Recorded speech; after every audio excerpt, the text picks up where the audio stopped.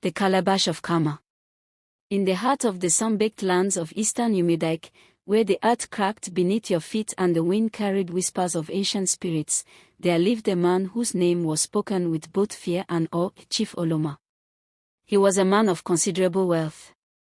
His compound stretched longer than the river path that wound through the village. The roofs of his many buildings glittered with imported zinc sheets, and his gates were carved with images of lions and leopards, animals he claimed to have conquered with his bare hands in his youth.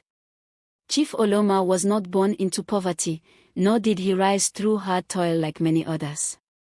His wealth was inherited, passed down from his father, and multiplied over the years by trade, land, and cunning. He was a master of bargains, a man who knew how to twist words to his benefit, and who never let a single cow leave his barn unless it brought him back too. In the village, he was known as the man who never lacked, and yet, he was also known as the man who never gave. Young boys from distant villages came to serve him with hope in their hearts. They believed, as many did, that serving a great man like Oloma would open doors. That after a few years of loyal service, he would settle them, as tradition demanded. In their minds, they imagined being sent off with a pair of goats, perhaps a small plot of land, or even a token of coins to begin life as men of their own. But the reality was far different. Chief Oloma had a way of holding promises just out of reach. When a boy approached him after years of service, he would sit back on his ornate stool, stroke his grey beard, and speak in riddles.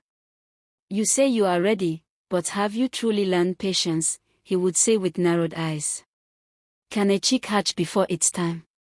The boy would return to the servant quarters disappointed, convinced he had simply not proven himself yet.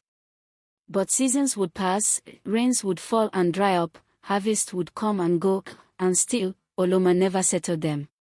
He always had reasons. He accused some of stealing small items from his barn, even when no proof was found. Others were told they lacked discipline, or that their loyalty was in question. He had a new excuse for every boy, every time.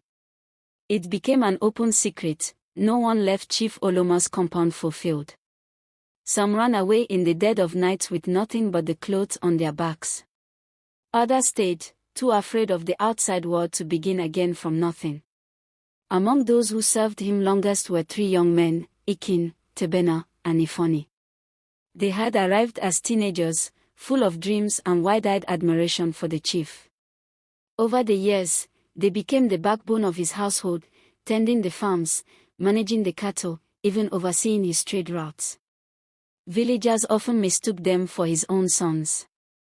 But they, too, came to understand the bitter truth.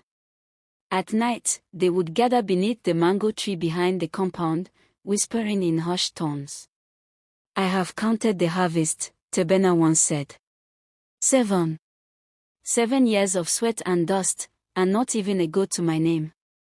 "We are like trees planted in a room with no light," Ikin murmured. "We grow, but we bear no fruit." Still, they remained.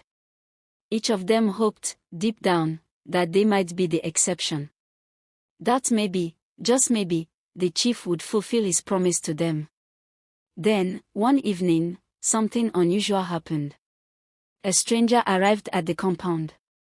He was old, cloaked in a faded wrapper, leaning on a walking stick that seemed carved from an ancient tree. His eyes were sharp, yet carried a kindness that unsettled those who looked too long. He asked for shelter. Oloma, uninterested in hospitality but unwilling to appear heartless before his servants, allowed him to stay the night in one of the lesser huts. The old man watched everything in silence. He saw how the servants worked until their legs trembled from exhaustion while the chief reclined beneath a shade, fanning himself with a leopard skin.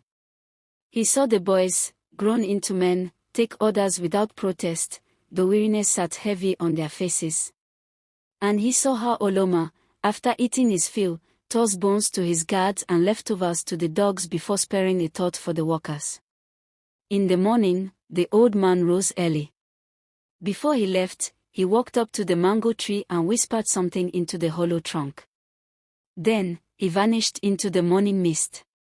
That same evening, one of Oloma's wives discovered a small calabash hanging from the mango tree. It was unlike any calabash she had seen, plain on the outside, but warm to the touch. When she lifted it, it began to hum. A soft, airy tune, like a flute played in the wind. And then it spoke. "Return what you've hoarded, or lose it all." The woman screamed and dropped it. But by the time Oloma arrived with his guards, the calabash lay still and silent. He laughed. "Village tricks. Some poor beggar trying to scare me." He ordered it thrown into the fire. But the next morning, it was there again, hanging from the